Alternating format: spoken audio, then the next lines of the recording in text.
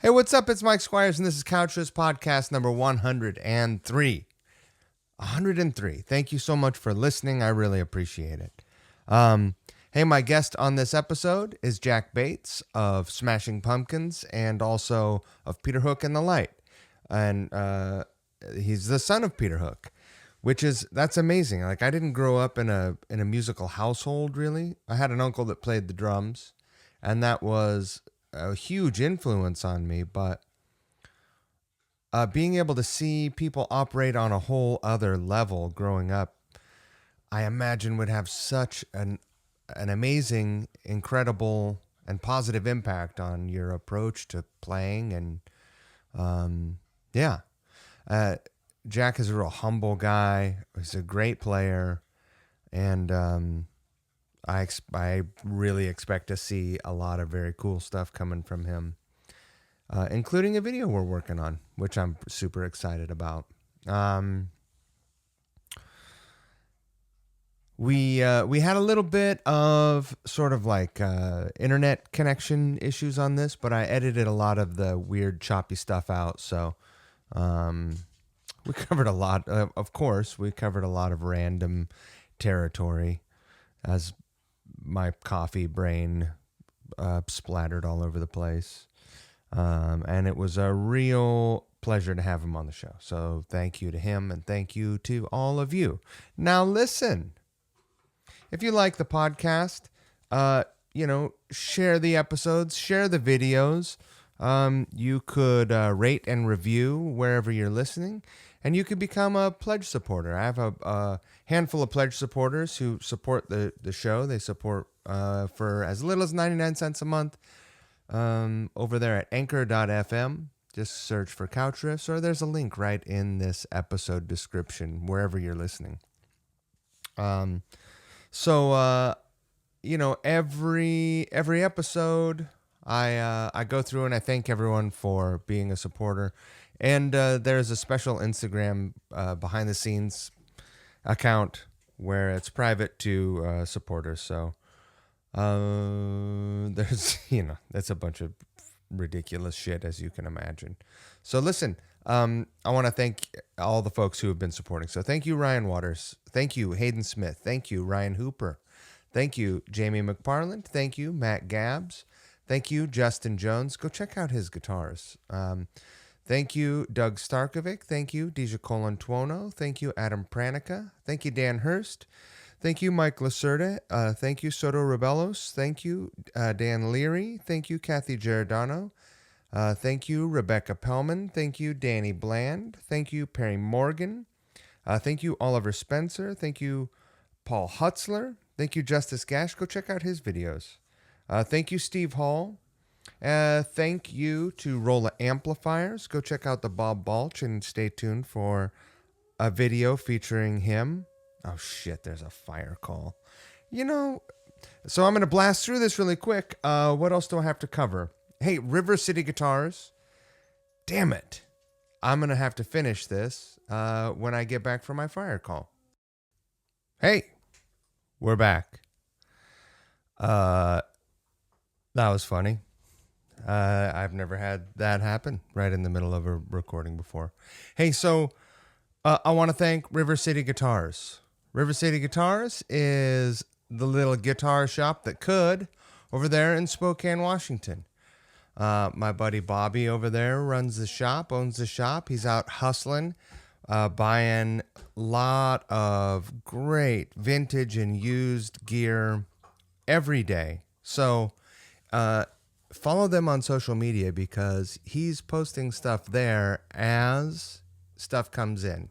And it's a little slow to get up on the website. But follow them on social and give them a call. You know what I'm saying? And if you have something you got kicking around, you got an old guitar, an old amp, and you're looking to get rid of it. Maybe it's something that you have inherited. It's something that is not getting played, or something that you just don't want anymore. Give him a call. Maybe Bobby's interested. He'll treat you right, give you a fair price.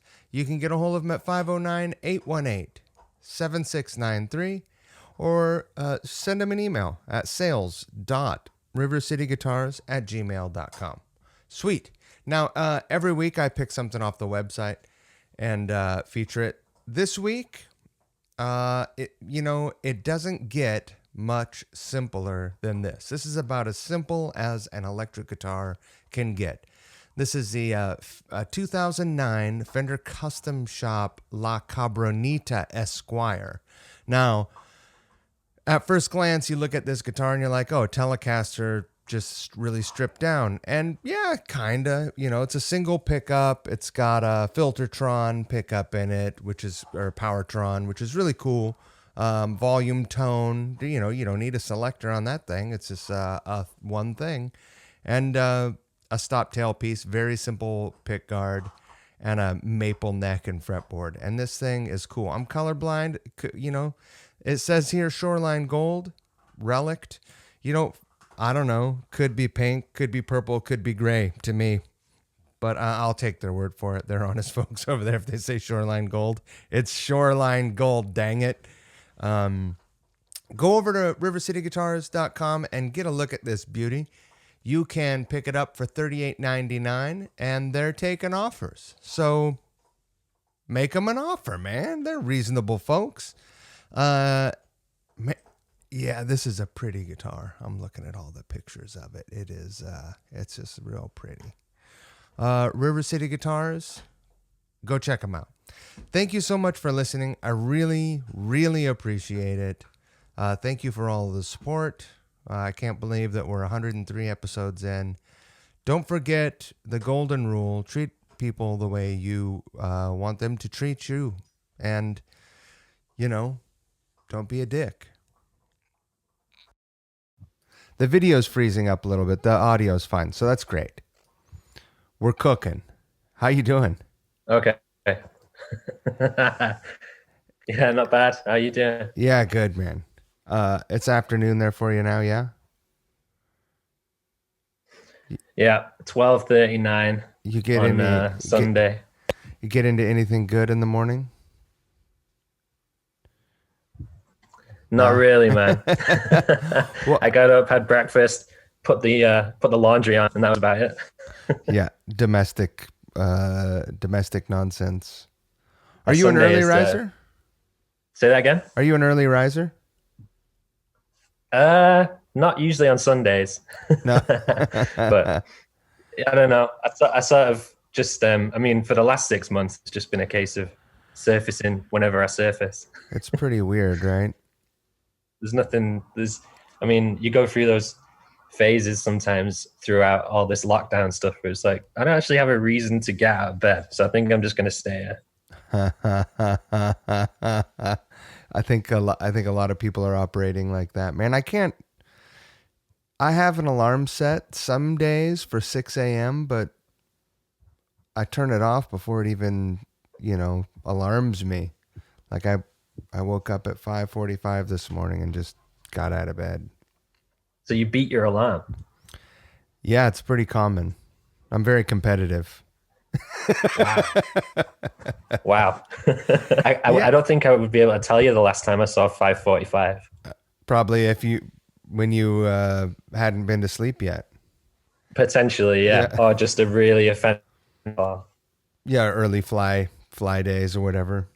I don't know, man. I think the worst. It never was like that when I was younger, but I remember older people telling me when I was in my 20s, like, oh yeah, when you get older, you don't need as much sleep. And I don't necessarily think that's true, because I also go to sleep at a pretty reasonable hour now, but I just can't sleep in. And then when I wake up, my mind is like racing. I'm like, well, I got stuff to do.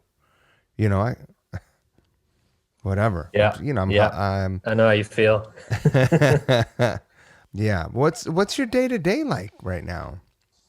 Obviously, any touring plans you had are kaput. Yeah. It was going to be pretty easy, and then obviously went down to 0. I still had like 3 shows in October in Holland, and the promoter was insisting that they were going to happen. So I was kind of clinging to that, like, oh, maybe it's actually going to be okay. And then just 2 days ago, so now I got nothing officially. Right. So it's been weird. I don't know. I'm still just trying to stay home as much as possible. Right. I guess it just seems the most sensible thing to do at the moment. Do you order everything in? Do you live in the city? Yeah, I live right in the center of Manchester. So it's weird because usually it's always pretty chaotic around here. And then since March, it's just been completely different. But then over the last month, when they've started opening everything up, it seems like people are back to going crazy. I was watching a mass brawl out of my 5 o'clock yesterday morning. Oh, geez. Yeah. Just, when people spilling out of bars and stuff. Brits love to fight. It's weird. Yeah. I think some people I think actively put an agenda for a night out, which I've never really got my head around. Do you think that the football rivalry thing lends itself to that? Potentially. I mean, if you meet a stranger, the first thing maybe the first or second thing you're going to find out is what team they support. And then from that point, it can go downhill very quickly. The first time I went to the UK, it blew me away when I got that into my head. I was like, oh, like that is how you align that's, yeah, like you said, it's like one of the first things you learn about a person, what club they're aligned with, and then so ensues either the drinking and the hugs or the snarking and that's pretty much it, man. That's pretty much it. I mean, to be honest though, that continues even when everyone is locked down. Like Manchester City, my team's rivals last night, so I've been bantering people pretty hard, and then I've just got to pray that my team wins tonight. Otherwise I'm going to be getting it back. So they're still playing. Yeah, I mean the season normally runs from August to May, and then obviously it just stopped in early March, and they couldn't resume until the end of June. So we're still sort of finishing the season. So are they playing to empty arenas? Yeah, since they came back, yeah, it's all been empty arenas, which is really weird. But I've sort of got used to it now. When you're watching the games on TV, they actually pump in like fake crowd noise, which is kind of weird. But it sort of gives you that background noise that you're used to. Well, otherwise you'd hear a lot of cussing. Yeah, well, yeah. Every 5 seconds, they're like, "We apologize if you heard some unsavory language there, but the tensions are high." But it's weird because I just love the idea of some guy sitting there who's with all the buttons, like miss, goal, and he has to like press all the fake buttons. It's like canned laughter, like on an old sitcom or whatever. I think that's what they're going to do with American football. Which is, it's the only sport that I follow. And it just seems so weird. It's got to be weird for a player too, right? Can you imagine? Well, I mean, I guess you can, I'm sure. You've probably done some sort of a soundstage studio recording, right? And you've got to perform at a level that is, like the same as it ever was. And not having it's like, it would be like sound check, but performing at Showtime sort of emotional level. Oh, you froze up. I can hear you. Yeah, okay. It's super weird. I mean, I don't know, especially with sports, you'd think that it sort of thrive off the audience, especially if you're losing, and your fans get behind you. But I don't know. It's been weird, but I'm sort of used to it now. I'm just glad that football's back. I don't know what I did for the 3 months where it was gone. So here's an interesting thing about all that is that I'm a Seattle Seahawks fan, right? And the stadium is notorious for being the loudest stadium in the league. And the crowd really gets behind. And so when the Seahawks are on defense, it will often really disrupt the visiting team's offense because they're calling out and for the play to start, and if they can't hear, they'll get penalties, and that always works in their benefit. But this will be sort of Yeah. this will be the great leveler, you know, the thing that sort of like evens everything out, and you'll be competing against each other completely just at on the level of your abilities and not with the any other advantages. So Yeah, it's silver weird. I lining. mean, I don't know. Yeah. I mean, my team, Manchester United, we've got the biggest stadium in the Premier League. So we have the biggest crowd. And then, like you said, now everyone's at zero. So you lose any sort of home advantage. How's that affected the team's record? Are they? I don't know anything about football, so Right. No, the ridiculous thing is they're actually playing better with no fans. is that right? Yeah. They're not Yeah. showboating or something. No, we've actually been amazing since we came back after the lockdown. Like I think we've lost like one game in 23 or something like that. Is that right? They're actually performing miles better with no crowd than they were with the crowd. Oh, that's incredible. You know, there was no soccer league for youth soccer where I grew up, so I don't when I watch Seattle has a professional team now, and but I don't know anything about it. I went to one match. It was fun and exciting. The match that I went to was like an exhibition against an English football club, and Yeah, a lot. they swamped them. Yeah, a lot of English teams go to America for preseason tournaments. Yeah, So it was probably one of those. they crushed the Seattle team. It was, you know, it wasn't very pretty. But I guess that's it. I mean, I don't think England has won any gold medals in basketball. And I don't think they ever will. I think we can say that for sure.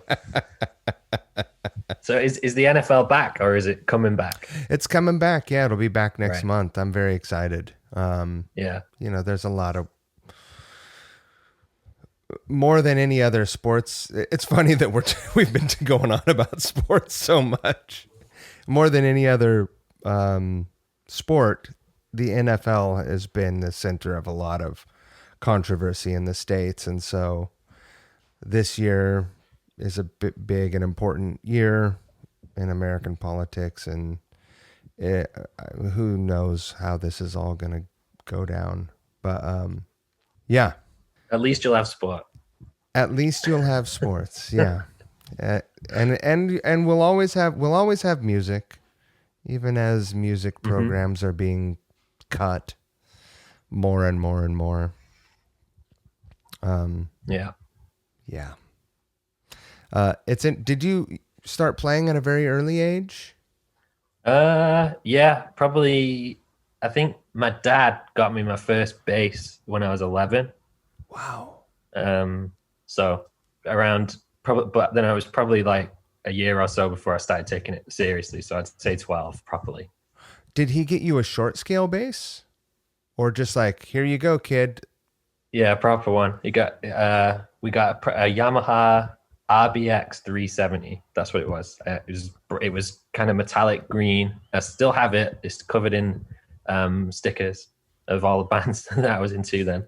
And yeah, I still got it. It still sounds pretty good. Oh, that's amazing. Yeah. And you told me that the first song you ever learned was For Whom the Bell Tolls? Yeah. Is that true? Yeah, it's true. I don't know because I sort of me and my next door neighbor. My next door neighbor played guitar. I played bass, and we were both huge Metallica fans, but we weren't at the level where we could play the thrash songs yet. Right. So for whom the bell tolls kind of felt like a song that maybe we could play because it wasn't that fast. Right. Yeah, So I that think was that the first song I ever learned to play. Fade to Black was one of the first songs that I learned to play, and I did like one of those crappy boombox multi-tracking things with that, and I would just punish my friends by making them listen to it, and it just sounded terrible. I mean, I'm sure our version of For Whom the Bell Tolls also sounded terrible, but it sounded great when I was like 14. Yeah, of course. Now, that's an ambitious first song because the bass line is like kind of right out of the gates, really commanding, and I mean Cliff Burton was fucking amazing. One of the greatest of all time. I mean, but I'm sure the way I was playing it back then didn't sound very commanding though. But it was, you know, we could get through the version of it, and that made us pretty happy when we were kids. Have you, you know, when it first came out, I had the VHS copy of Cliff Amal, which is all. Have you watched that? Yeah, I've got that on DVD somewhere. Yeah, man. Next level. No, he really was like a super boss. That guy was the boss of the bass guitar. Without a doubt, yeah. Right. Especially for, I mean, some people would probably argue with you maybe about it, but I think certainly in terms of heavy metal, Who would argue that? I don't know. Like my dad's not a big metal guy, and I'm sure he would argue about it. But I'll bet he could at least appreciate that as an unconventional bass player. I'm sure that he would appreciate Cliff's approach at least. oh yeah, definitely. Even if you're not a fan of what he's actually doing, right? Mm-hmm. So do you remain a Metallica fan? Oh yeah. Yeah. The last time I saw him was my favorite time I've seen him. I got in the Snake Pit, and it just was like life changing. Oh, that's amazing. It was the coolest thing. I play with Duff McKagan, and we did a tour in Australia, and they were the headliners. It was like a package festival. And I mean, every night, Metallica, boom, there you go. It was amazing. It's pretty, it's pretty fun to be out on those things, because it's just like, you hit catering and it's just like, oh, look, there's another person that I had a poster of on my wall, or, whatever, fill in the blank. Totally. I mean, it's the same thing that I was looking forward to this summer when the Pumpkins were supposed to be playing with Duff, and it all got canned. But that was exactly what I was looking forward to, walking into catering and being like, oh, hey. Yeah, I was planning on either seeing the New Jersey, New York show or the Boston show. They're equal distance from me. They'll be rescheduled. I mean, I saw that they're rescheduled. Are they rescheduled with you guys? I don't know. I have no idea. Yeah, I don't know too. I mean, I hope so, but I really don't know. Yeah. That's a fun production to see from the inside out. Those guys are operating at a high frequency. Yeah, I bet. Yeah, it's cool. I saw him towards the end of last year. I saw him in the Hollywood Palladium. Like without all the production, and that was amazing. And I was really looking forward to getting the other side of it, with all the bells and whistles on. So I'm hoping that I'll still get to see the show sometime soon. Duff was the first bass player that I heard on a recording where I was like, oh, that's the bass guitar. That intro, and also the bass is mixed prominently on that first record, and all their records really. And he has, I guess, like your dad, he's got a pretty unique and defined bass sound. Yeah, I think it's one of those where when you hear it, it's him, which I think is the best compliment, isn't it? Right. Yeah, I don't think that's ever going to happen for me. Or me, probably. So, I mean, certainly not by me, like, redefining my musical, like, quote, career by doing covers. I'm not going to, like... All right, so... Yeah, it's funny, man. So you get your bass at 11, you start actually thumping on it when you're 12, and by 14, you have a band. Or are you just playing with a friend?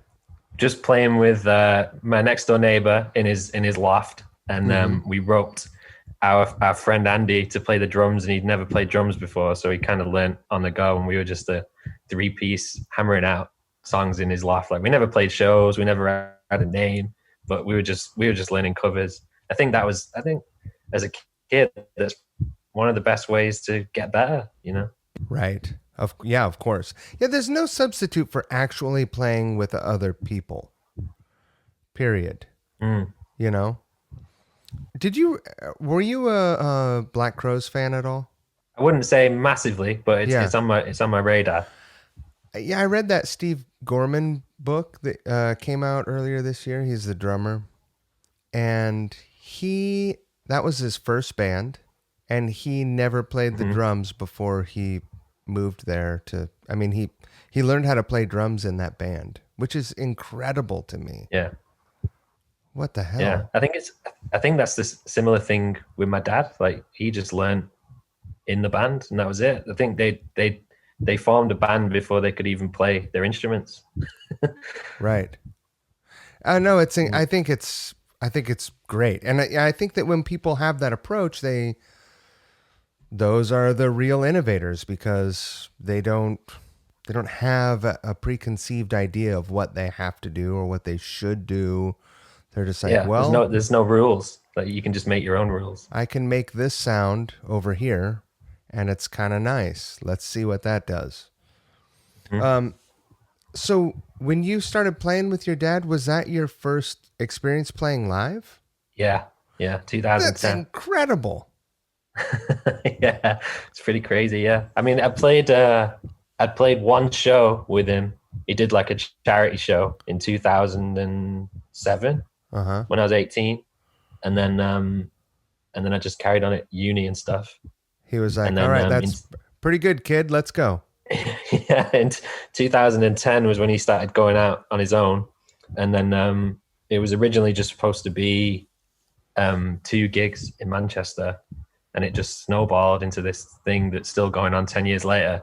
So I actually ended up leaving uni to go on tour, which my mum wasn't very happy about, but she gets it now. What were you studying? Spanish, Portuguese, and Latin American studies. Do you speak Portuguese and Spanish fluently? I used to be able to 10 Yeah. years ago, but I mean, it's all in there somewhere. Yeah. I did French and Spanish to like a pretty high level in high school, and then did Spanish and Portuguese at uni. So I think I was fluent, but I'm most definitely not anymore. But if I ever get stuck in a Spanish speaking country, then I can get by. Yeah, I can find my way to the bathroom. I can figure out if there's a room available from my travels through Mexico and Cuba and Spain and South America. But I Yeah. couldn't hold a conversation. I don't think it'd be pretty tough for me. Well, I mean, the hardest thing is you can sort of speak at your own tempo and with the words you know, but then as Right. soon as somebody speaks back to you at their tempo and with the words they know and the slang that they use, Right. then it's just like, okay, slow down. Yeah. Hey, take it easy. So you can look really impressive with your opening gambit, and then as soon as it comes back to you, you can just look like an idiot very quickly. Despacio, por favor, is a frequent phrase out of my mouth when I'm trying to have Exactly. a conversation. Exactly. Yeah, listening is always the hardest part. Even at school, I always thought that. So, how much touring when you started playing with your dad? You're like, okay, this is gonna occupy more of my schedule than I can't do school and the band at the same time. At what point did the scale tip and you were like, okay, well, I have this many gigs, and how many gigs was that? We sort of do well up until this year. Obviously, my dad sort of does between 60 and 80 gigs a year, just every year, and he just sort of says to his managers, just keep me busy. Give us some time off in between. I don't want to go out for 6 months, but just give me like 10 gigs a month, and I'm happy. And so he's happy to just sort of do it like that, and we end up playing about 80, 85 gigs a year sometimes, and it's always been busy. So it got to the point where it was really busy that I could sort of leave my job because I was working in a nightclub, and trying to do the band and trying to do school. So the the last two sort of fell to the wayside when we started getting enough gigs that I was like, okay, I don't think I need to do that stuff anymore. Yeah, not if I could not have my day gig, I would happily focus on doing music stuff. So good on you, man. No, I mean, I'm very, very lucky in the sense that my dad just loves touring, and he always has. And I think that's one of the factors that contributed to his sort of departure from New Order, is that they didn't want to tour as much as he did. So it was always sort of brewing in the background. And now that he can do his own thing, he just loves it. Right. I'm assuming that you came to be on that Lanigan record by way of Lanigan and your pops knowing each other. Is that true? Yeah. I think that also on Twitter. Really? Yeah. I remember, because I've always been a massive Lanigan fan since I was like 15, 16. Amazing. And at one time, me and my dad sort of shared an iTunes. So when he was in the gym, he'd sort of go, "Oh, I heard some of that stuff," and so he actually ended up really liking Mark's music, and ended up following him on Twitter, and then they just sort of developed this like back and forth kind of Twitter relationship that then sort of spread down to me. And then a couple of years ago, when was it? December 2017, we got Mark to come and sing a couple of Joy Division songs with us, and then we did it again in 2018, and it's just all sort of developed from there. Oh, that's so rad. Yeah, it was cool. I think what a lot of people don't realize about him, because of his sort of the way he presents himself on stage and just like how he is publicly, he's a pretty funny guy. Oh yeah, totally. I love hanging around with him. He's so cool. I don't know. It blows my mind that I've even got any sort of relationship with someone I admire so much from a musical standpoint. But I think he's just a great hang as well. Oh yeah, he's gotten up and you've performed on stage with him. Not with his band, but he's got up with my dad a few times. So that's when I've been on stage with him. But I don't know, maybe in the future I'd love to, if there's ever an opportunity. How amazing is it when his voice comes through the monitor? Because I performed on stage with him one night, and his voice fills a room in a way that no other voice does.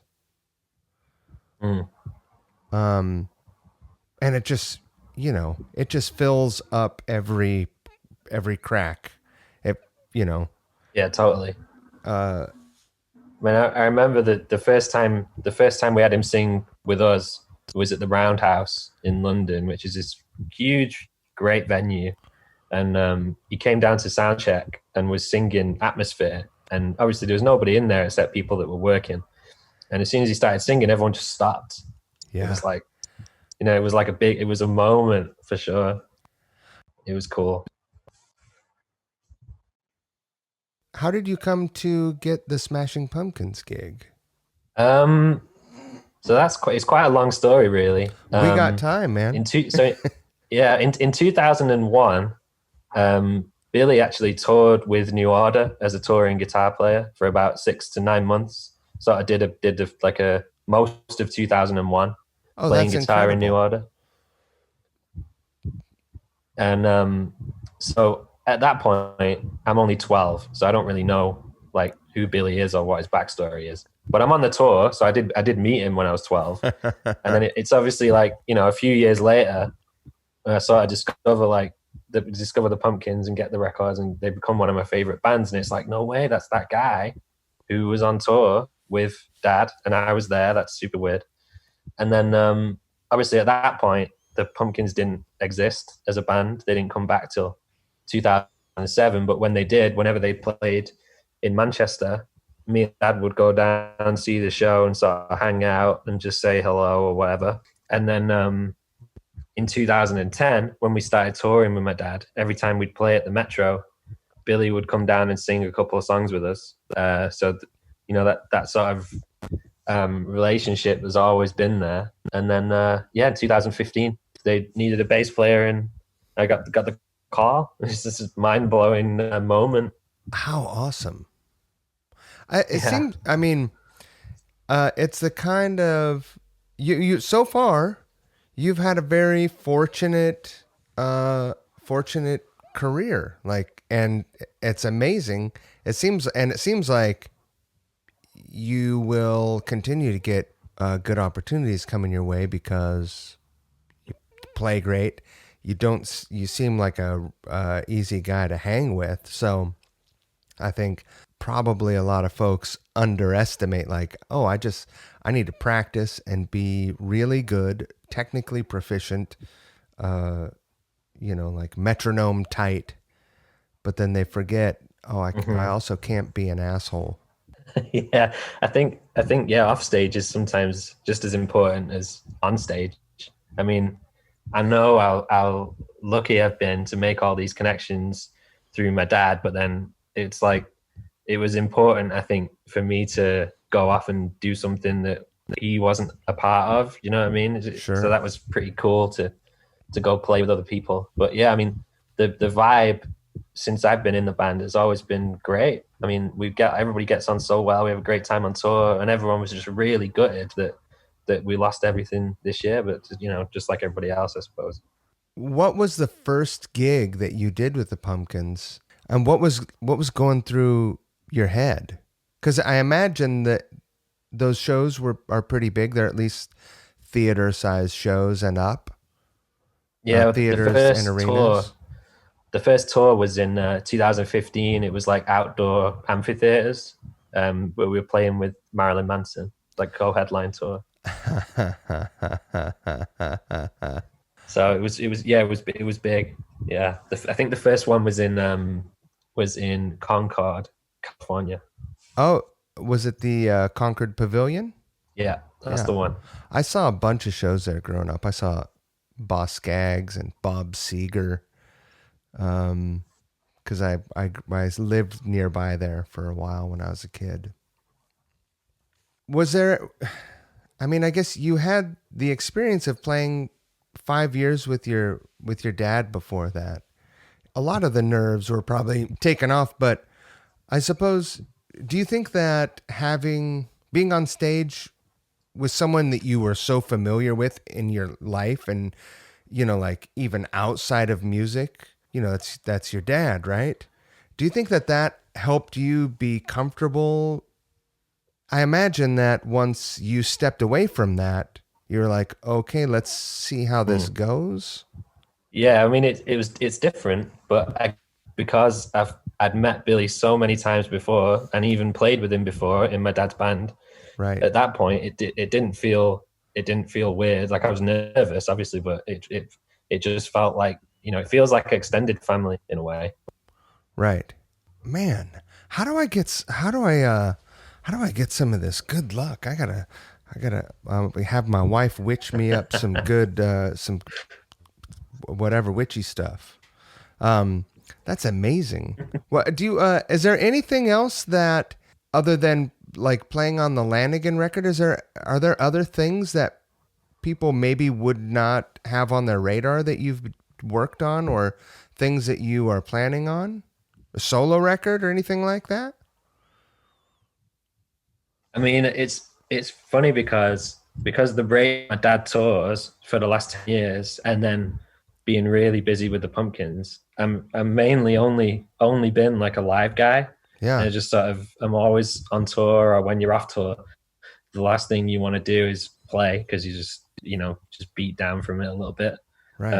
So this sort of lockdown period has been the only time where I've actually started writing my own stuff, and I bought I got the new Mac, and I got Logic that I'd never even used before, and just been teaching myself how to use that, and yeah, it's been interesting. Oh, it's fun. I still make a lot of mistakes using Logic. I record the podcast in Logic. I record all the audio for the videos in Logic. The guy who mixes the stuff, my buddy Don Hmm. Gunn, he uses Pro Tools to mix it, but I love Logic. For whatever reason, you know, he sticks with what he knows. But I got a LinkedIn Learning It used to be lynda.com. And I mean, you're probably already better at using Logic than I am because it wouldn't be that hard. I don't know about that. But go check out LinkedIn Learning because it's kind of like, a high quality version of YouTube. There's just like a ton of educational videos. There you are. All right, It's pretty back. great. We're back. It's pretty great. There's how to do just about anything. Use any kind of software, video, photo editing, audio. It's a good resource. You should check it out. They should give me some money. I just Yeah, I talked will. about it for a long time. Yeah, that was a great plug.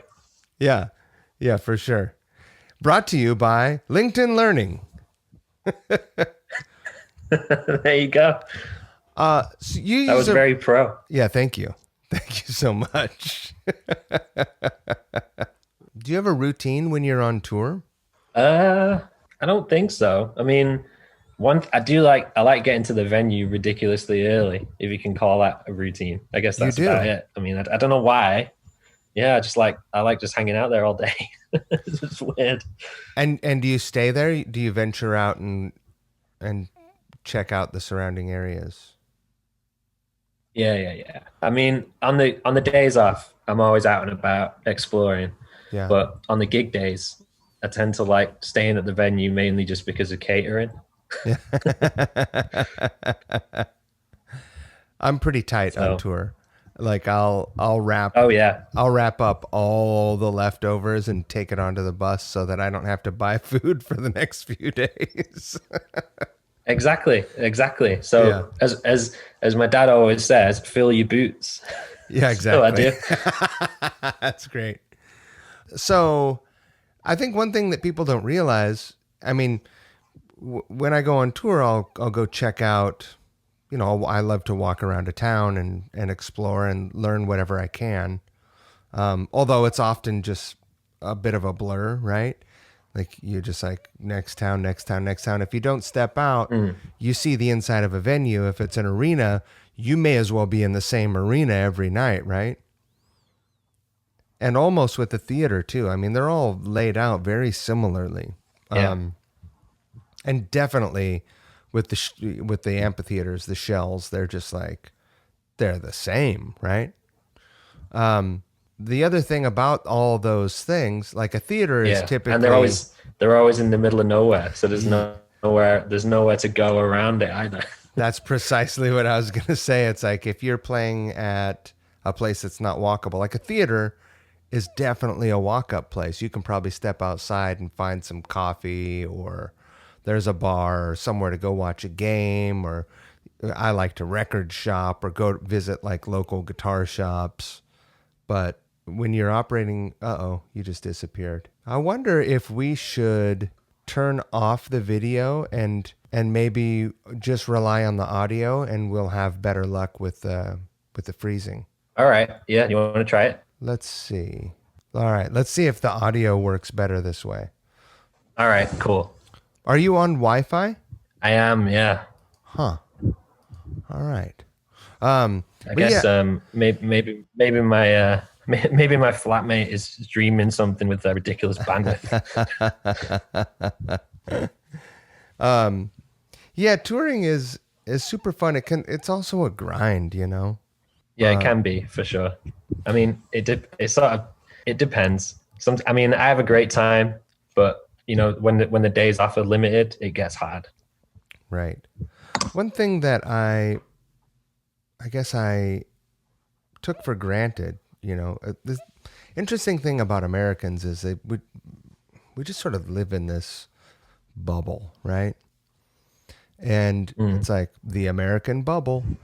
And, many Americans have never traveled outside of even the county that they grew up in, let alone the state or outside of the country, And which I think is unfortunate, because it's pretty difficult to develop a well-rounded worldview if all you know about the world is what you've been told,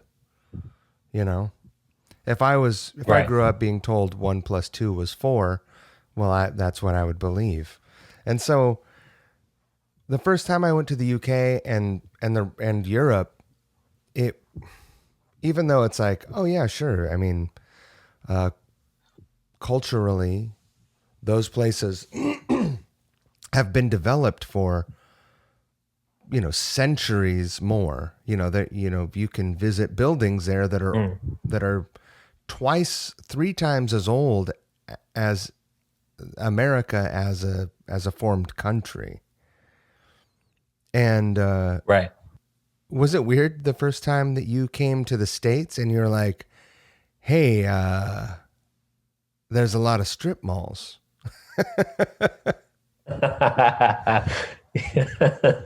That's funny. Yeah, I don't know. I mean, I went to America a couple of times on holiday when I was a kid, but they were very much like Disney World type holidays. Uh-huh. Um, so then I think the first time going there properly was on tour. And it was always like, oh, I've heard so much about LA or I've heard so much about San Francisco. And then you just get bummed out because you wouldn't have any time to sort of go see anything, Right.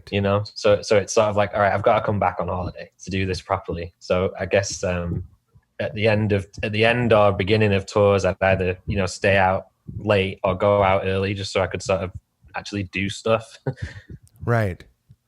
But The other yeah. crazy thing is like the travel days are extensive here. Once you get through, Yeah. right? Like touring Yeah. in the UK, it's like, I mean, what's the biggest drive? Like London to Inverness? You could do it in a day, Oh yeah, you could easily do it in a day. right? Yeah, I mean, yes, that does blow my mind sometimes when we get the huge bus journeys of like, all right, this is an 18-hour journey. Like, wow, okay. Right. I hope I end up getting to go do at least a little more touring before I'm all done. Because I really like to be in other places. Is there anywhere you've not been yet that you really want to go?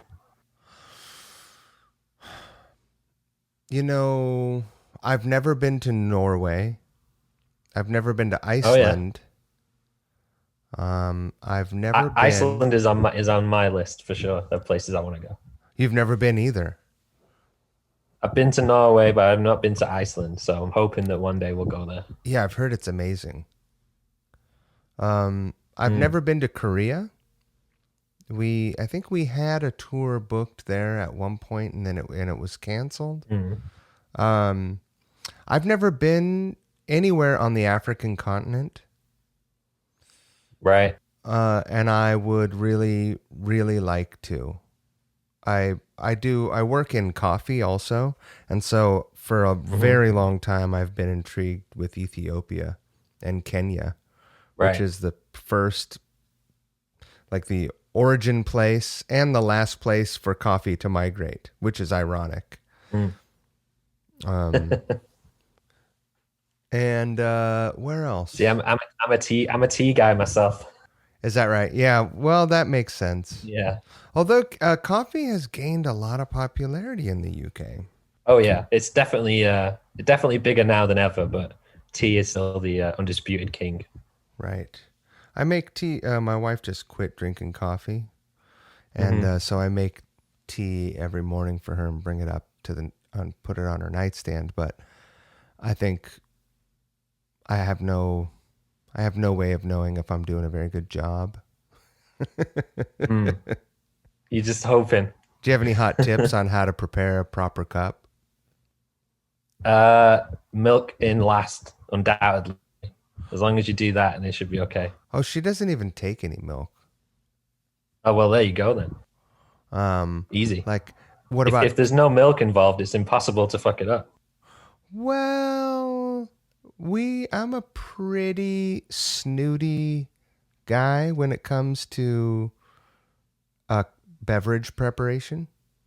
Like there are certain things that I'm a real shit about, and so, I have a kettle that is temperature controlled. Like it'll bring the water up to a very specific temperature. And Yeah. I weigh my coffee out, and when I prepare my coffee, I use a weighed amount of coffee and water at a specific temperature Uh-huh. and prepare it at a specific time. And so what I don't know is how to apply that same level of geekery to tea preparation. And I don't know if I'm not um, I'm not well versed enough in tea preparation to know if that matters or not. I guess I guess it matters if you're doing like loose leaf tea and going all down that kind of route. Oh, I But am. if you're making just bog standard tea, I think it doesn't really matter. Here's something interesting. I don't know if you'll find it interesting or not. So I work for I work for a tea company, right? And Hmm. ironically, you'd think that I would have just gone into the main office and been like, "Hey, can someone show me how to make tea properly?" But I haven't because I'm coffee focused. I'm like the only coffee person there. But the company's called Harney and Sons, and the packaging and everyone assumes that the company is English, is British, and they actually have their tea in the Royal Palace gift shop. Oh wow. That's pretty fancy, right? Yeah, that's as fancy as it gets. And they were the tea provider for the last royal wedding. There you go. What more do you want? Uh will you know what? Since I am on about it, I don't understand I don't understand any of that stuff because we are so far removed in the States from Mm, the royal family kind of thing. I mean, right, that kind of thing is here. People just don't have titles, right? They're just right. yeah. They just run shit. Mm. What is that all about, man? And do you care? Cuz people seem to care a lot. Some people do care a lot, but I mean, I think most people from my generation are sort of ambivalent to it. It's just sort of it's there, you know. It is what it is. We're hearing about another royal baby dominating the news for the next 3 months. You know, it's just it is what it is. I mean, I Right. think even people that aren't into the idea of the royal family, I think even then you've got to admit that it's a good thing for the country in the sense that it brings in a lot of tourists, particularly American tourists. Do you think that's because we still have like colony mentality? I don't know, man. I don't know. I mean, it's just. I mean, even when I go, I barely ever go to London, but even when I go, I'm like surprised by the amount of shops just selling royal family memorabilia that are just full of tourists. You know they kill it from a merch standpoint. I wonder how their Etsy store is doing this year, though. Totally. Oh, that's a mean joke, I guess. Um, I hope they're doing some online business. Everyone needs to be doing that. It's insane how. I think if there's one British family that is going to get through all of this bullshit, it's going to be the royal family. Right. uh, how big a deal is it there? Um, that see, I don't even know his name. Prince, what's his butt, married an American. Oh, Harry, yeah, Yeah. it was a huge deal over here. Some people were excited about it, and then a lot of people weren't happy about it. And then ever since he's like officially left the royal family now and moved abroad. He's like I guess he lives in America now, right? And some people are happy for him, and you know, again, I don't really care either way. How But a do lot of you people were, leave the royal family though? It's not like you can't just leave your family, can you? or do you just like Well, I mean, denounce your title? he's always going to be, yeah, he's always going to be in the family, but I think he's sort of given up one of his titles, and he won't, he won't do any more like royal duties, I guess. So, like the appearances that they do, and they open things, and they show up at events and all that kind of stuff. Right. I think he doesn't do any of that anymore. Huh. Well, do you know where he lives at? Where the two of them live? Well, there was a big deal about it at the time because they said they were moving to Canada, and they needed this crazy like security detail to like look after their house or whatever. And Canada were kind of like, well, we're not paying for that, you know. And then I think the last I heard, I think they were in California. Oh, I could be wrong. Huh. Hollywood. Maybe he'll go be I an think actor. maybe. Well, isn't she from California? I His don't know. wife. I don't know. You know what I'd like to see? I'd like to see him learning how. Do you guys have horseshoes? Hmm. The game horseshoes? Oh, I don't know. Yeah, it's very I don't think so. popular amongst mostly rural folks, you know. But Right. I grew Right. up playing some horseshoes, and it's like like those metal horseshoe rings, right? And then you just toss it Hmm. down and try and land it on a post 25 feet away or so. That would be a fun Right. thing to to watch him try. You know what? Here is my official challenge to you, Prince Harry. I challenge you to a charity horseshoe match, and I will There you go. and I'll pummel you in honor of the Seattle Football Club that was destroyed. By, You know what? If it's any consolation, the one time that I went to see the Seattle Sounders play, they destroyed Colorado 4-0. So is that right? Where did you see it? it, they don't lose every game. In I saw it at the stadium in Seattle. Oh, you did. Can you still hear me? Yeah, Yeah, that's yeah. the I went to stadium, the man. stadium and saw it. That's the stadium where the Seahawks also play, and it's I Yeah. don't. It's a great stadium. They have I love that. Yeah, Century Link Field. I love that one. That one sort of stand that's kind of like arrow shaped. You know what I mean? That it's like open on both sides. oh yeah, yeah, it's awesome. Yeah, it's cool. That whole area of town down there, Pioneer Square. Did you walk around down there? Yeah, yeah, It's a great. I mean, on the West Coast, in the States, things aren't very old. We bought a house in Hudson Valley, and so our house is built in 1870. Mm. My house where I live now is older than almost anything in Seattle, probably everything in Seattle. But as far as Seattle goes, Pioneer Square is about as old as it gets. yeah, So yeah, yeah. I think I like it around there. It's cool. you got the waterfront down there. There's a couple of good. Well, there used to be a base store down there, which closed down a few years ago. Oh yeah. But yeah, it was called Base Northwest, and they sold only basses and bass amps and bass effects. It was pretty awesome, actually.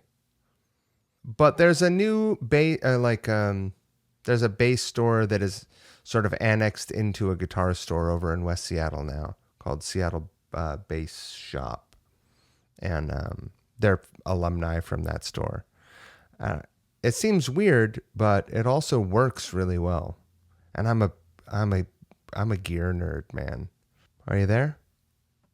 There you are. Yeah, the connection isn't being very kind to us No, today. not so much. I was saying that the bass, like an exclusively like bass store only, bass focused store, Hmm. seems like a weird thing, but there's a lot of equipment that you can focus towards bassists, and I'm definitely the target market because I am a super gear nerd. Yeah. Oh really? Yeah, I mean, I'm like the second, I'm a sucker. Like if I see an ad for a thing, like I'm on the internet checking it out.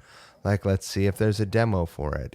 Let's see what the content that the company's created for it. I want to see it all because whatever. Mm. I like stuff. Are you Yeah. seem to run a pretty simple rig. Yeah. Well, I mean, certainly with the pumpkins, it couldn't be any more simple. Any pedals, I just go straight into straight into the amp and just do it that way. But Right. with my dad, I use a lot more pedals and stuff because it's a totally different sound, I suppose. Right. Totally different vibe. Um, Mm. well, yeah, so much chordal stuff. Oh yeah, a lot of that, and a lot of 6 string bass playing too with my dad. Right. What are you using for six string? So he's always used this brand called Shergold that were around in the UK in the 70s, Uh-huh. and they made this 6 string bass called the Marathon. So it's the Shergold Marathon, and the neck is very flat and very wide, but Uh-huh. it plays just like a guitar. So it's just a baritone guitar essentially that he plays, as like a lead bass. And I think they only made about 100 of them, and he owns about 8. I got one, so I was pretty happy to get hold of one before he bought it. So And you guys have 10% of the entire. yeah, pretty much, yeah. Well, that's crazy. I'm looking at a picture of it now. Yeah. I think that someone is doing a reproduction of this now, right? Yeah, they just this week they started shipping out, which is my dad's signature six Oh, is that string, right? which is it's made by Eastwood Guitars, Yeah. and they basically took one of his Shergolds and just copied it. Huh. So That- the best they could. So it looks identical, it feels identical, it sounds almost identical. They've done a really good job on it. Huh. And so yeah, if you search for the Eastwood Hooky Bass 6 No, Pro, I'm looking at it right now. It looks Yeah. great. yeah, they do them in white, black, and red, Is and it? you can get left-handed ones too. Oh, that's cool. You know, lefties they get left out in the cold a lot, don't they? Yeah, well, it's funny because the left-handed models of this one sold out straight away, which is really weird. And people can't get hold of the left-handed ones now. I think they're gonna have to make some more. Make some more lefties. Yeah, Make totally. some more But- left-handers. yeah, but I mean, those Shergolds are really amazing guitars. Yeah, So they're you cool. play one of those as well. Yeah, I managed to buy my own one about 3 years ago. Otherwise, I was just be using my dad's ones, which is ones that he didn't really want out on the road, so to speak, because they just get too banged up. Where did you find it? I actually bought it from a New Order fan who came to a lot of our gigs, and he just sort of got in touch with me because I was in the Shergold like group on Facebook or whatever. And he was just like, I've got one. I've barely ever played it. If you're still looking for one, I'll sell it to you. And he sold it to me for a really reasonable price. And then he was just like, just get me into some gigs for free, and I'll happily sell it to you. So it worked Oh, out. that's amazing. Yeah, it was cool. Dude. That's incredible. So it's got do the originals have one humbucker pickup as well? Yeah. So these reproductions are exact reproductions. What are the electronics? Is that a coil split on there? I think so. Yeah. Yeah. Coil split, a volume, and a tone? Yeah, they've sort of struggled to. Well, initially they were struggling to copy the pickup. That was the only thing they were having trouble with. Right. But I haven't actually played. I played the prototype. I've not actually played, the finished one, because there's been all kinds of delays because of the pandemic in Right. getting hold of the guitars.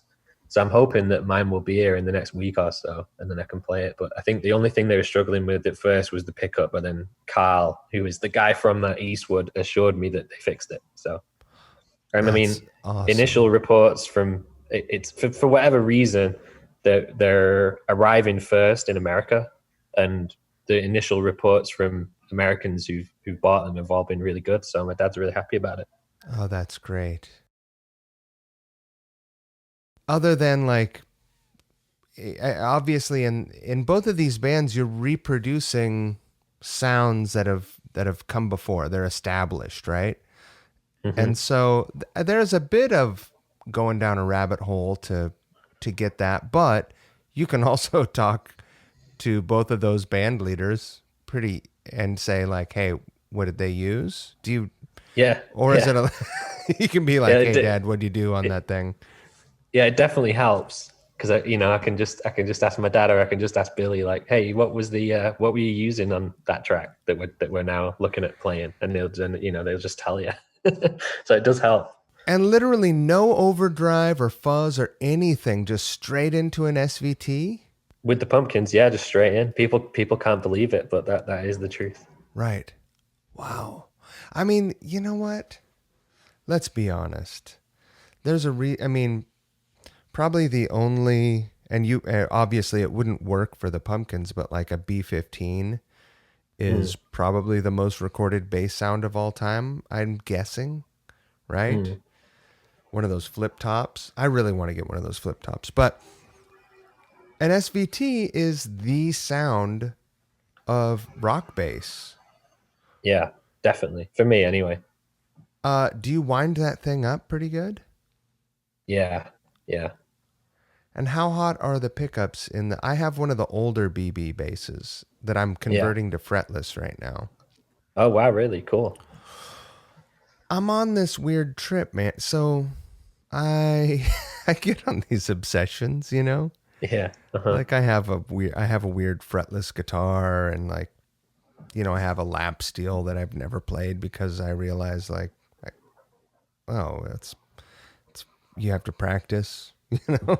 Like I have all Yeah. these weird instruments that I get this idea in my head, but for the last few months I have been I don't know why it didn't strike me as a youngster, probably because I was into metal. And when Paul Young was on the top of the charts, I just didn't care. That Mm. song, Every Time You Go Away, was all over MTV when I was in junior high school and living in Right. Concord, California. But, I was listening to Kill 'Em All and Hmm. Megadeth and, you know, whatever. So I didn't care. But if I would have stopped and really listened to what was happening in that song, I would have probably never picked up the guitar and I probably would have played the fretless bass because Pino Palladino Yeah, is the master. yeah. I mean, Holy yeah. shit. It doesn't get much better, really, does it, for that style of playing? What the fuck, man? Where have I been? One of the coolest things that happened to me was I used to know this guy in America. We started drifted apart since then, but he worked on the Nine Inch Nails tour that Pino Palladino played bass for a little bit on. And I was around at his house one day, and he let me plug into the Kemper profiler that had all of Pino's effects in it, and was just like, "There you go, have fun." Uh, is there an octave effect It on was good. there? Oh, there's all sorts. I mean, it Oh, was I because can't remember it all, they but were the sounds that were specifically for the Nine Inch Nails tour. yeah. Yeah. Um, Hmm. his command of the fretless bass specifically, I'm just now going on the dive, and I'm not a fan of Hmm. all of the music, but man. So I have a few basses and I had this old BB bass and I was like, this would be great as a fretless. So it's actually with a tech right now. Oh, He's cool. So you're getting he's it all set up. he's ripping the frets out. I just got a picture of it. The frets are ripped out. He's going to widen the slots actually, fill them in with wood Hmm. so that I can still see the lines, but it's smooth there. And then he's going to move Right. the side dots over for me Uh-huh. so that it'll help me out a little bit. Yeah. I Have you mean, ever I would definitely need the dots. I don't know how people play without the dots. It just totally freaks me out whenever I see someone playing with nothing on the fretboard. It's just like, whoa, okay. Right. I mean there's like violin, cello. I mean upright bass. I guess it's kind of like that. It's like your muscle memory has to kick in and it's a much more physically intimate instrument to play, right? Yeah, definitely. I mean, one of my good friends, Christian, is in a band called L1011, and he Hmm. plays all kinds of crazy fretless wall basses and stuff, and he's just like a master. So if you're into that sort of stuff, you should check out his band. Oh, send me a link on the email, will you? Yeah, I will do. They just got a new record coming out this week, actually. Oh, They're just amazing. an instrumental duo, bass and drums. Oh, really? I Yeah, have yeah. this fantasy actually about making a band that is two bass players and a drummer. Oh, cool. Cause you know, like here's the funny thing is like between the very unique experiences you have as a touring bass player, you almost cover all the bases that I kind of potentially want to do. Like I want to have one, you know, one part doing a high melodic, you know, Mm, occupying that space and sonically, and then one like hmm. holding it down and grinding, and that's funny. Yeah, yeah. That's essentially you just described my dad's live show. uh, there's obviously there's more going on though. Yeah, Oh yeah, yeah, yeah, yeah. I yeah, mean, it was pretty straightforward when like his gimmick, as it were, is to play all of his albums like chronologically. So when we started out with Joy Division, it was pretty easy because they're, although they're some of them are pretty complex songs, they're essentially just straight up rock songs with no electronics or nothing else going on. But then when you right. get to New Order, it gets a lot more difficult to sort of replicate those tracks. There's a lot more electronics, and you got to start using sequencers and backing tracks and all that kind of stuff. Um, and so are you on in ears with a click then, or the drummer is just on a click? I had never used in-ears until 2 years ago when we started the 2018 Pumpkins tour. The first Pumpkins tour, I just wore earplugs, and so with my dad, I've just been wearing earplugs the whole time, and our drummer, wears headphones and stuff that gets the click for the backing tracks. Right. But that's it. Like my dad um, refuses to even consider wearing in ears. So I don't think I'd love him to because it would really help him, but he just won't do it. So I'm sure that you have high quality in ears, but you know the weird thing. So you even with in ears, you guys have all your cabinets on stage are live. Yeah. no, with the Pumpkins, everything's in ISO cabs Oh underneath the yeah. stage. I mean, the thing is that lends itself to a much more controllable sonic experience for the crowd, right? Oh yeah, I And mean the sound, our sound guy was very happy once everything had gone into the ISO cabs, and it gave him a lot more scope to sort of do his thing.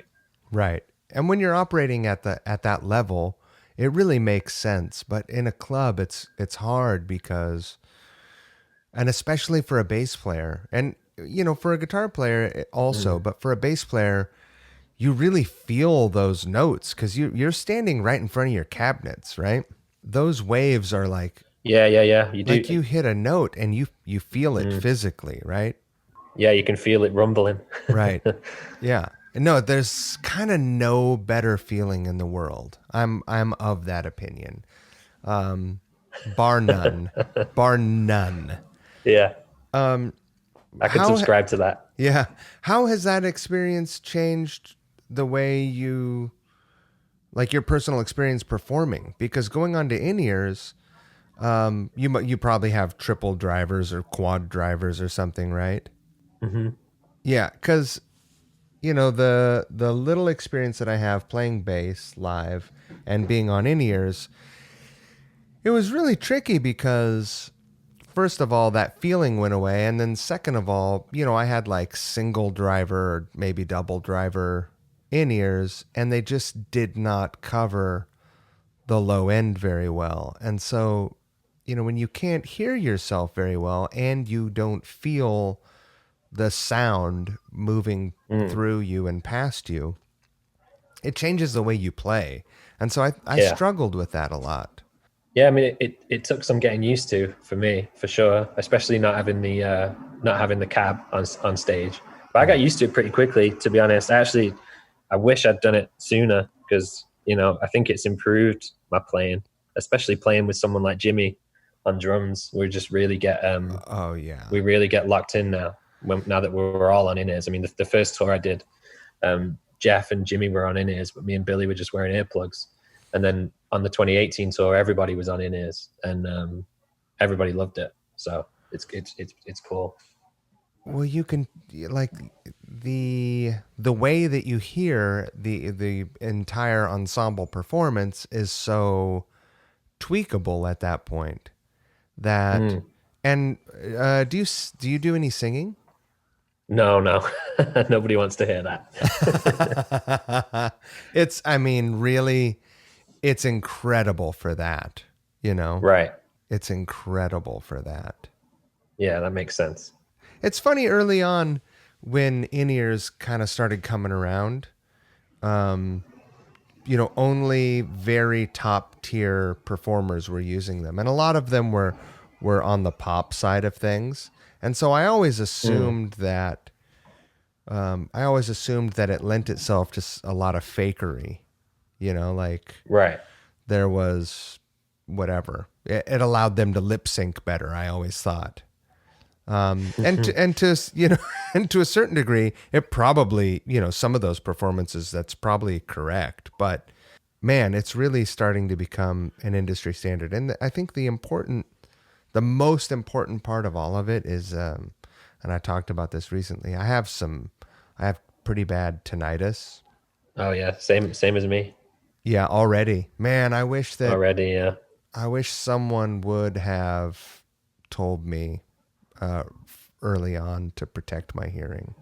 I know. I have so many regrets about those first few years playing with my dad where I wasn't even wearing earplugs on stage. And it just seems so beyond stupid now. I wish I could go back and shout at myself.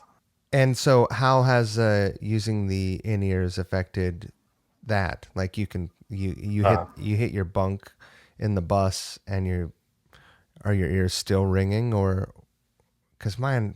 No, I mean, I just love being able to hear everything without being blasted. It just makes such a big difference. Right. Everything's so clear and I can control how loud it is.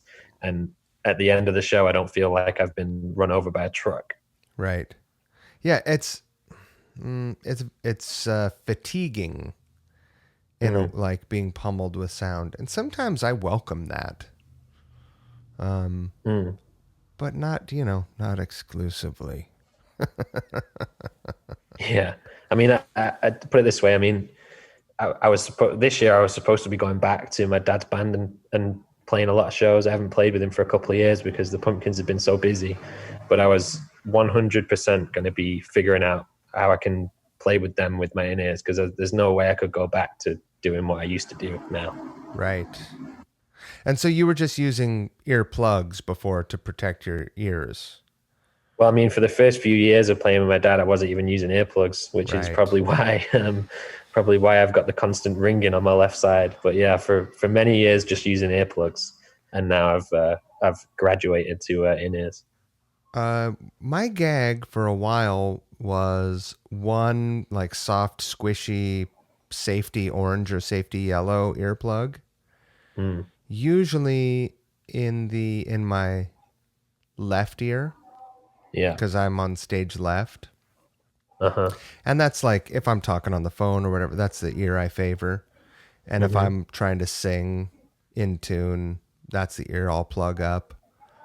And then the side that faces the band, I invested in some ear molds to make attenuating earplugs. Yeah, I got some of those. Yeah, so I wear one in my right ear. That way I can still, because, so much high end is cut out with those safety plugs, right? Mm-hmm. So you still get some of the spectrum, you get that similar experience.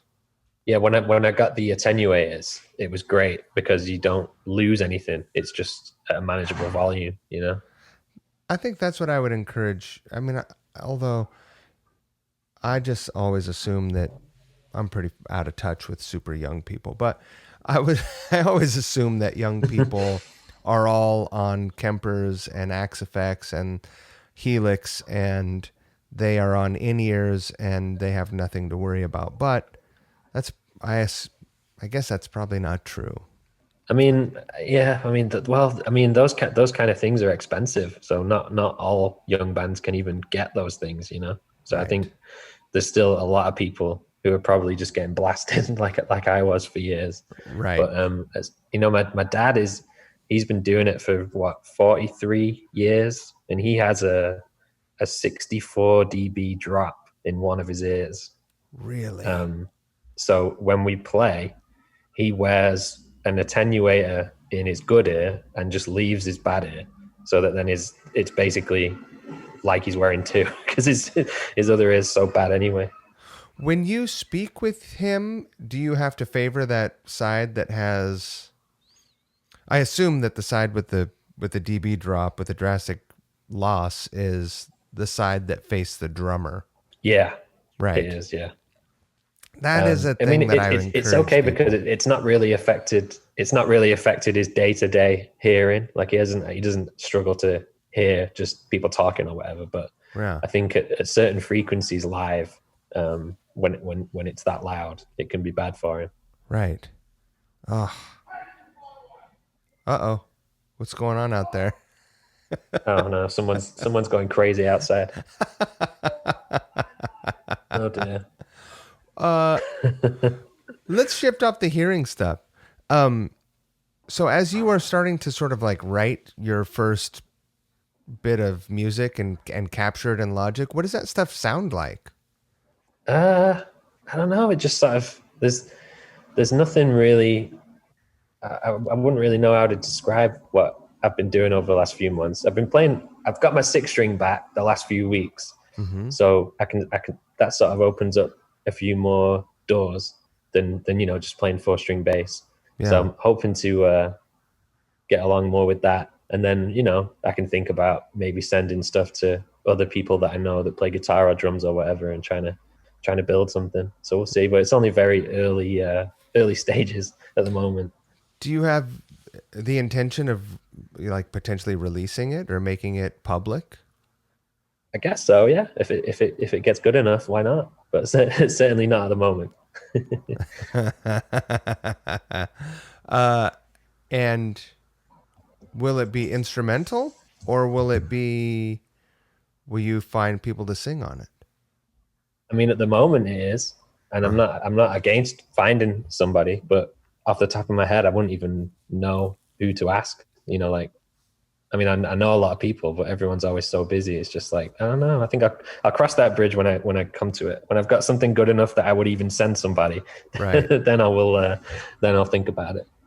Well, that's where you've got an edge on me already because I get pretty excited about anything and I'm just like, all right, time to share it with folks. Yeah, I think my the quality control aspect is going to be pretty high before I send it out to people. Right. No, that's a good call. You're Mm. smart. You're clearly smarter than I am. You know what I'm really excited about? And we won't talk Go about on.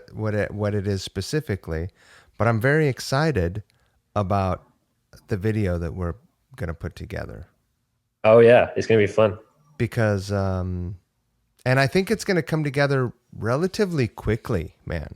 Mm. Quick, I mean, I guess in relation to the way some of the other ones have come together. I mean, I'm sitting on a drum track that I have not been able to build because of other people's schedules and whatever.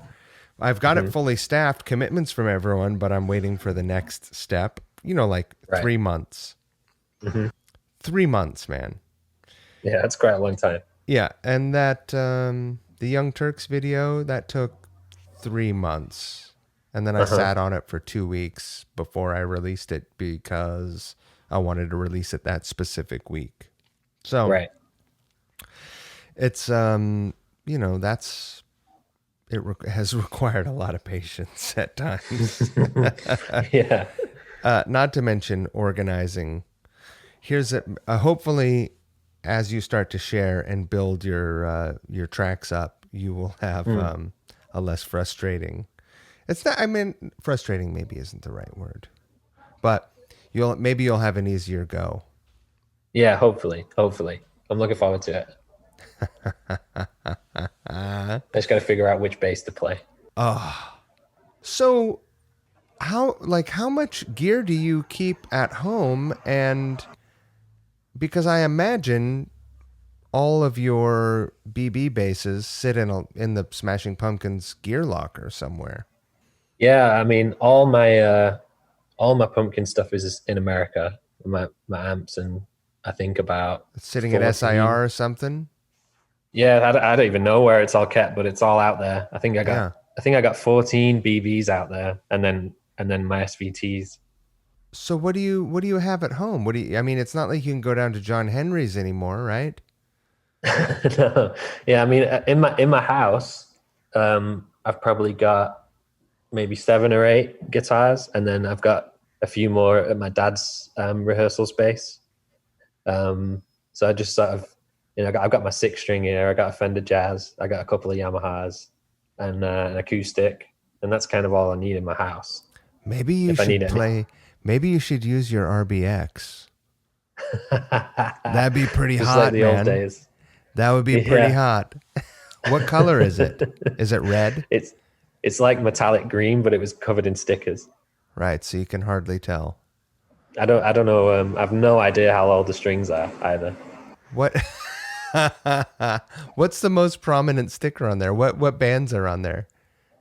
God, ugh, all sorts on there. There is a pumpkin sticker on there, which is quite interesting because I Uh, stuck that on many moons ago before I ended up playing with them. really, Um, that's amazing. yeah, it's cool.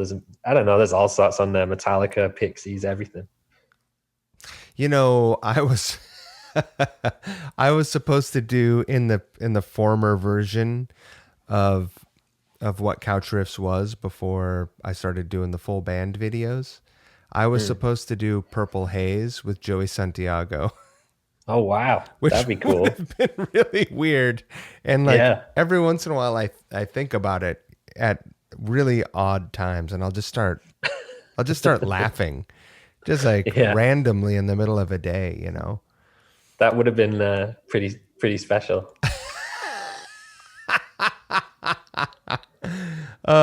Maybe I'll hit him up and see if he still wants to do that. That would be pretty You weird. totally should. You totally should. Weird and crazy. Our video is going to turn some heads, I think. And I'm Well, I'm really glad that you called this song out straight away. yeah. Well, I mean, why not? Right. Yeah, man. Of course. And you know, the whole thing is starting to build some interesting behind the scenes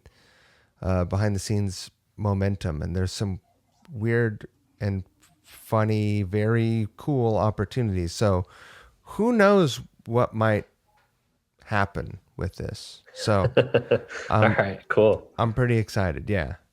Yeah, man. Well, I think I'm gonna run my dogs out again, man. All right. I really appreciate you taking time to talk to me. Oh, no worries, man. Thanks for having me on. I hope that things normalize and you can get back to work soon. Yeah, I mean, I hope that for everybody in the whole profession. You know what I mean? I know so many people, especially a lot of our crew people who are really struggling right now. So Yeah. I hope that everything comes back sooner rather than later. I mean, it's sort of there's this kind of weird vibe in the UK where everyone thinks that on the 1st of January 2021 this is all going to be over, and it isn't. It could be spring, it could be summer, so it's still a long way to go. I mean, next week it'll already be a year since I played my last show, which is the longest I've ever had off since I started doing this properly. Is that And right?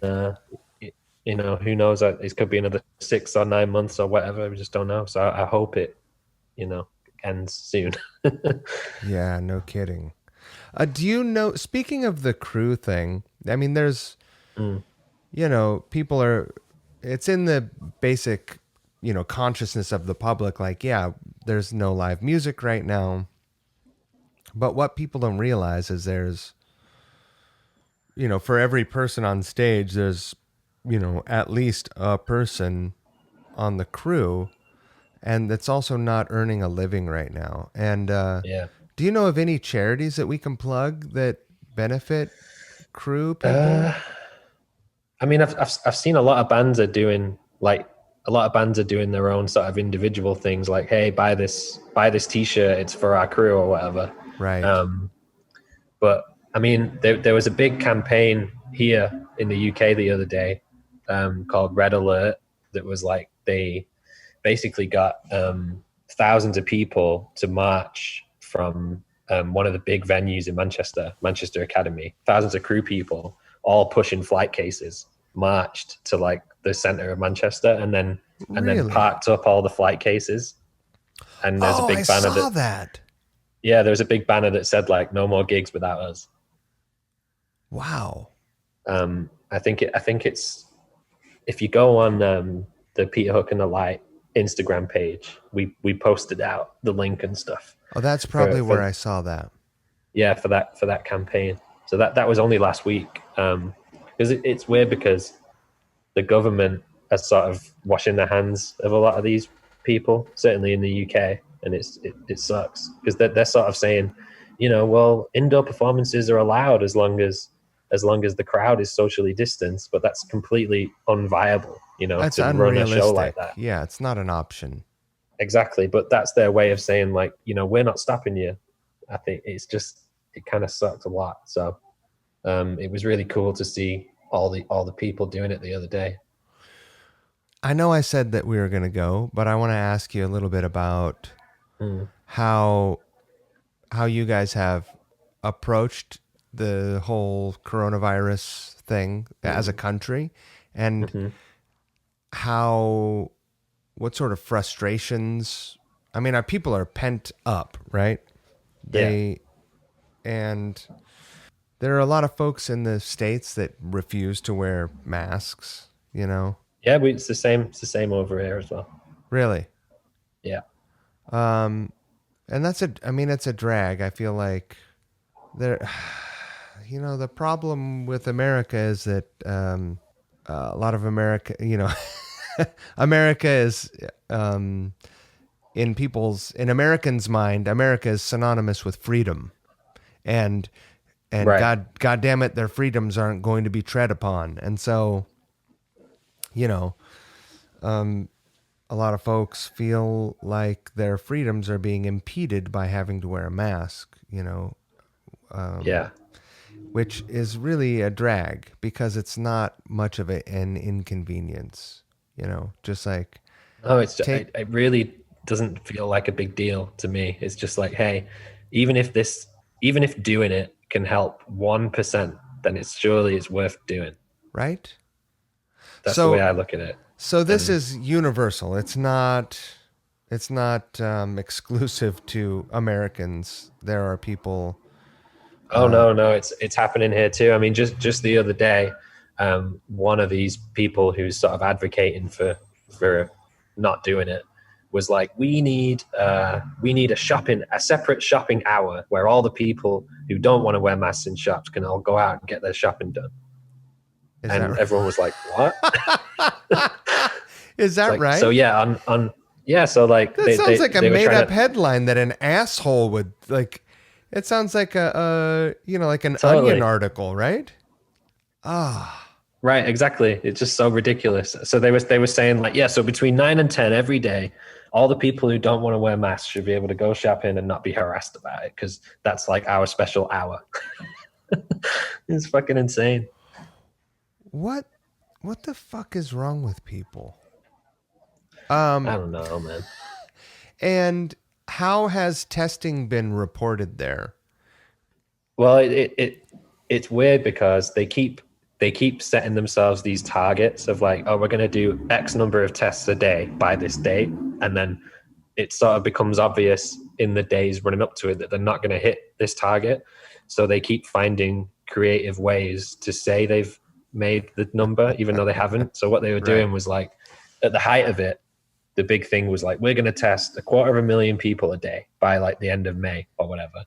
And it got to like, say, May 29th or something like that, and it was they were like 70,000 short, and then all of a sudden on the last day of May they hit the target by like 20,000 above, and everyone was like, "Oh, what's going on there?" And it turns out that they just posted a load of home test kits out to people, and then classed those as like tests done, Right. just so they could say that they hit the number.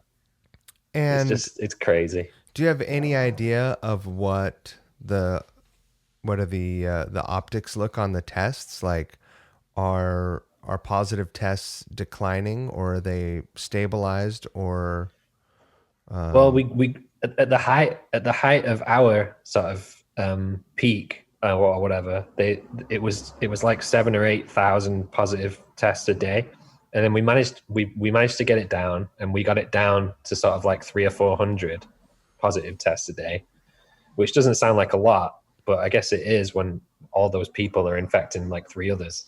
right? And now, just this week, we're back up to over 1,000 a day. So it's sort of starting to go back up again. So people are Because people have getting a relaxed. bit worried about it. Well, I mean, it's weird because I'm in Manchester, which is in the north of England, and the north of England currently has the highest like infection rate. So they told us that there was going to be a local lockdown where like Manchester gets some restrictions and other parts of the UK don't have to do it because their rate is lower. Right. But if you take one look out of my window, it doesn't look like there's any restrictions going on. It just looks like it did 6 weeks ago. So I don't Right. really understand what's going on. It's a yeah, it's a very frustrating thing. Yeah, it's just frustrating. I'm not a scientist or a doctor No, or a disease. it's weird. I mean, it's weird. The weirdest thing to me is that now we're sort of trying to. It seems like we're sort of trying to blame other European countries for our cases going back up. Like, oh, people are bringing this back from France or Spain. It's their fault. But then if you look at the numbers, like France and Spain got it down to like 1 or 2 deaths a day, maybe even less. And this whole time we've been hovering around like 100 a day. So I think it's worse here than it is over there. Right. I don't know. I can't get my head around it. I really can't. Do you know how many people have died from coronavirus to date there? I think it was about 47 or 48,000, and then but the real number was looking more like 65, 70. And then just the other day they revised it all down by 5,000 because they've changed how they record deaths or whatever. So I think even at the most optimistic outlook, it's over 40,000. I want to say, let me see. We are at 171,000. Wow, it's crazy. Isn't that insane? Yeah, it's so sad. I mean, it's fucking bananas, man. 100 and it's like taking a town, like a small town, and just erasing it. Yeah, totally. I mean, even at when people were talking like it was over here, when we were still having like 250 deaths a day, that's like a plane crash a day Right. of people, and it's just Right. like these numbers aren't small, and it's insane. Can you imagine if a plane crashed every day? Yeah, exactly. They would It's like sort of people would take notice, and they would be like, all right, well, we got to do this, this, this, and that, because Yeah. we can't have a plane crash every day. That's just I know. ridiculous. Yeah, I mean, you'd think so, but some people are acting like those numbers are insignificant. So that's the problem. I just don't. What do you? How would one be helpful to changing this? Because I don't like. All I ever try to do is treat people the way I want to be treated, and Well, that's it. I mean, and the coronavirus equivalent of that is, just wear a mask. right. I protect you, you protect me, and then let's see what happens in a few months. But you need everybody to do it for it to work, which is the problem. Right. Yeah. So I think it's gonna rumble on for a good while yet, unfortunately. And who even knows about getting our industry back up again? I think it's going to be another year, possibly 9 months, maybe. I don't know. Right. Well, to end on a bad note. No, I'm sorry, man. I'm really sorry. I mean, it sucks, but I mean, all you can do is just, be there for people that do want to try and make this better. Well, I hope that working on this video, the Couchras video, offers you some bit of fun and creative outlet. Yeah, I think it will. It's actually nice to have a project going on, have something to do. I think that I'll have a drum track for you to play to this week. Okay, cool. I think I'll have it to you this week. Yeah, there's no rush. I'll be ready to record something whenever you guys are. So just let me know. Awesome. And I spoke to Jeff. I spoke to Jeff last night. He's been busy the last few days with stuff going on in Pumpkin World, but hopefully he'll be able to do his bit pretty quick too. Does he live in Chicago or in LA? He's been living in Chicago, but I think he spends a lot of time in LA at the moment. Yeah. He's bi-coastal. Yeah, totally. Yeah. If you count the Great Lake as a coast. Yeah, I think the Pumpkins now are very much a Chicago/LA band, and then you've got me in fucking England. Super convenient. Yeah, really convenient. Yeah. Well, this is the modern world, as they say. So it's easy enough to get. Have you traveled you haven't traveled to the States this year? I was in Seattle, actually, in the last 2 weeks of January into the first week of February, because my missus lives over there. Right. But that was before all the stuff. I actually went through the airport the day after the first case had been brought back from, I think it was Korea to Seattle. That was when so I was around that time when it was all kicking off, yeah. But it obviously wasn't anywhere near as bad as it is now. Right. But yeah, that was the last time I went anywhere. I wonder what international travel is like now. It's got to be so crazy. I have no idea, man. I mean, it's funny because one of the shittest things about this whole year has been the fact that because my missus lives in Seattle, so we're doing the long distance thing anyway, but it's usually okay because I'm always in America. Right. And now all of a sudden, because you can't travel, I haven't seen her for 6 months at this point. God. So we're trying to figure out now how to get her over here. Right. Just, for a couple months or whatever. And it really is not easy because you've got to figure out, like, when she gets here, she's got to quarantine somewhere for 2 weeks away from everybody. Right. Before she can even, go out to the shop or meet me or whatever. So we're trying to figure it all out, but it is not easy. I forget that you have that tie to Seattle. Where does she live in Seattle? Capitol Hill. She does, yeah. Mm-hmm. I lived there all through my 20s and a lot of my 30s. I love it, man. I would definitely move there one day for sure. I mean, anytime anyone asks me about Seattle, I say it's a beautiful place. I love it. It's great. I mean, through her being there, we've been together 4 years, and especially through playing with the Pumpkins, I'm in America a lot, and so I'll always tag on like an extended trip to Seattle at the end of a tour or at the beginning or whatever, or just go on holiday. Oh, that's great. I've been going there like probably 2 or 3 or maybe even 4 times a year for the last 4 years. So I've been spending a lot of time there. I really like it. What's your favorite spots in Seattle? I don't know. I like the whole Pike Pine corridor where all the bars are on Capitol Hill. And I like going to the Crocodile and Nemo's and all kind of places like that. It's cool. I like going around Mopop. Isn't it amazing? Yeah, I love the Seattle Center, taking the monorail out there. It's just fun. It's cool. I'm sure you've been through the Pike Place Market as well. Oh yeah, yeah, yeah. That was when I got to Seattle. That was my second job, and I worked down there for a few years Oh, cool. before I started gigging more heavily.